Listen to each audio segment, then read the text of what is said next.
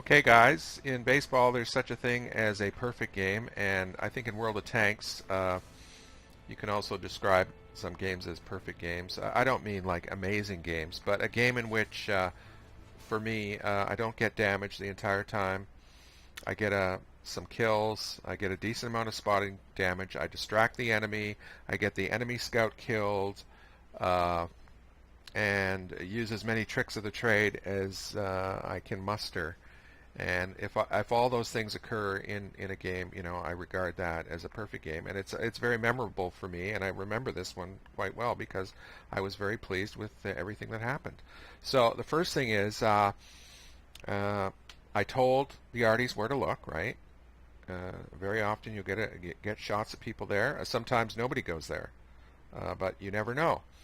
The next thing is I'm being covered by my platoon mate there and his Tier 8 German tank destroyer. And it's an urgent matter that if a scout tries to set up in one of these bushes, that I flush him out and get him killed. I don't think I have ever on this map sat in a bush ever. And I think it's the wrong thing to do. And this goes back to my video last week about at Lakeville. The advantages of preserving your velocity and maneuvering as opposed to static warfare. And on the whole, I think there's no argument except for some very unusual positions on certain maps. But most of the time, it's better to drive around. So, I'm gonna hit the space bar here and lower it to regular speed, and let's just check. There's what I wanted. Let's check the distance. Oh. I spotted the bulldog at 298 meters. I don't know if he's moving or if his net hadn't turned on yet, but he's in big trouble there, right? So I maneuver violently to get away from him, right? Undoubtedly he saw me, right? There's the sixth sense. Jim hits him, and yeah, he can't see. This is the whole business about preserving your velocity, right? If you're going at full speed, you can maneuver violently to throw off enemy fire. And that is a superior means of survival than what we just witnessed there. So here's the next trick of the trade. I want to go to that little reverse slope there, but I check first. So I do that and then maneuver behind an indestructible building in this case. World of Tanks promised at one point that all buildings would be destructible, but that promise was never fulfilled. So it has its uses. So I'm going up here to harass. That's another reason that sitting in a bush is bad, because you're taking away options for spotting people. And watch all the people I spot. So there's the T-28, the Mauerbrecher, and the ISM, right? So I did a little dipsy doodle here. See what happens. There's shells being aimed at me, right? And I'm going back for more, but you take your time, right? There's no urgency at this stage. And I don't go to the exact same spot, you'll notice here. Now, I avoid that spot, and I go to this one, and I just saw the 704. And there's the ISM. Maybe a bit too close, and I didn't light the RD. It's a shame I didn't light the RDs. So they're not going to be hit by our guys. I cannot go up against that guy. It's just crazy, especially with other people covering him. So let's check to see what that 704. Let's just see here. Well, I know the answer. He was looking at me. I'm not going to back it up. So let's see if there's any more shells. Explosions.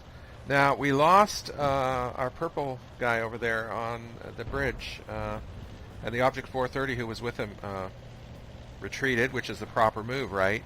So many people don't retreat, and in this case, he got out of dodge there, and in all likelihood, there is a bunch of guys headed our way here. So what they're attempting is very difficult. It's the pro move is to use this reverse slope and inch forward and not be on flat, level ground, and every time you peek around the corner there, you get hammered. You know, and this is, you know, I've been in this situation where the defense fails, but it's not going to happen this time. So, and they split into two groups, and they're going to pay the price. So I'm trying to get some lights here, and okay, watch this. This is quite neat. All the shells aimed at me. There's 1, 2, 3. You know, WN8 doesn't record that. I just thought I'd throw that in. And that's embarrassing to run into a tree that won't fall over for you.